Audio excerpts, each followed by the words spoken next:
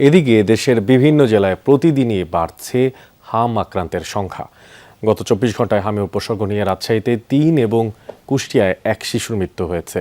Rajshahi medical college হাসপাতালে গত ২৪ ঘন্টায় হামের উপসর্গ নিয়ে ২৫ শিশু ভর্তি হয়েছে, আর হাসপাতালটিতে ভর্তি রয়েছে ১৪৯ জন শিশু। ময়মনসিংহ মেডিকেল কলেজ হাসপাতালের রোগটির উপসর্গ নিয়ে নতুন করে প্রায় ২৪ জন ভর্তি হয়েছে, আর মোট চিকিৎসাধীন এখন পর্যন্ত রয়েছে ৬৭ জন। রংপুর মেডিকেলে গত ২৪ ঘন্টায় উপসর্গ নিয়ে ভর্তি হয়েছে ১২ জন। হামের প্রকোপ ছড়িয়ে পড়ায় উদ্বেগ দেখা দিয়েছে অভিভাবকদের মাঝেও। আর কাল থেকে সারা দেশে বিশেষ টিকাদান কর্মসূচি শুরু করছে সরকার। ৬ মাস থেকে ১০ বছর বয়সী শিশুরা পাবে হামের ভ্যাকসিন। জ্বর ছাড়ে না, বমি করে, শরীরের মধ্যে হাম বাড়েছে, গত এক সপ্তাহ বেশি হইতেছে। জ্বরটা কমেনি, যার কারণে আমি নিয়ে আসছি যে ১০৩ থেকে ১০৪ বারবার আপ ডাউন করতেছে, বাচ্চা চোখ খুলতেছিল না। হামের প্রকোপ সম্পর্কে আরো বিস্তারিত তথ্য জানার জন্য আমরা রাজশাহী থেকে যুক্ত হতে চাই তারেক মাহমুদের সাথে। তারেক, হাসপাতালে রোগী ভর্তির হার এই মুহূর্তে আসলে কেমন দেখতে পাচ্ছেন, এবং টিকার প্রস্তুতি সহ যে সমস্ত সার্বিক অবস্থাগুলো সেই ব্যাপারে বিস্তারিত জানতে চাই আপনার মাধ্যমে। অনেক বেলা 12টার পরে আসলে আমরা হাসপাতালের যে নতুন তথ্য সেটি পেয়েছি, এবং এখন পর্যন্ত হামে সাসপেক্টেড মোট ৩ জন রোগী কিন্তু মারা গিয়েছে আজকের এই তথ্য, এটি বেলা 12টার পরে।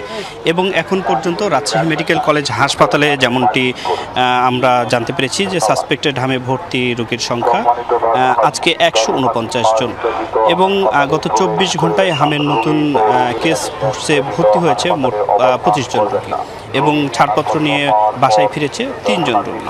এবং এখন পর্যন্ত সাসপেক্টেড হামের মোট ভর্তি রোগীর সংখ্যা ৩৭৭ জন, এবং এই গত ৩ মাসে মোট সাসপেক্টেড হামে মোট মৃত্যুর সংখ্যা ৩৮ জন।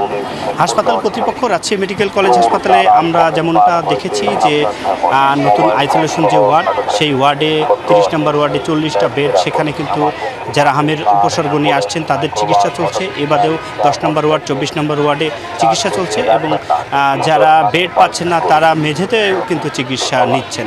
এবং সকালে কিন্তু রাজশাহী সিটি কর্পোরেশনের যিনি প্রশাসক এবং জেলা প্রশাসক নতুন যিনি রাজশাহীতে নবনিযুক্ত, তারা রাজশাহী মেডিকেল কলেজ হাসপাতালে এসেছেন, পরিদর্শন করেছেন, এবং চিকিৎসকদের সাথে হাসপাতাল কর্তৃপক্ষের সাথে কিন্তু তারা কথা বলেছেন, এবং যে সমস্যাগুলো রয়েছে এবং কালকে থেকে যেহেতু টিকাদানের যে কার্যক্রম সে বিষয় নিয়েও কিন্তু তারা জানিয়েছেন যে রাজশাহী সিটি কর্পোরেশন এলাকায় এবং রাজশাহী জেলায় কিন্তু টিকাদানের যে কর্মসূচি সেটি কিন্তু গ্রহণ করা হয়েছে। এছাড়াও বিভাগীয় স্বাস্থ্য পরিচালকের পক্ষ থেকে কিন্তু সার্বিক যে প্রস্তুতি সেটি নেওয়া হয়েছে।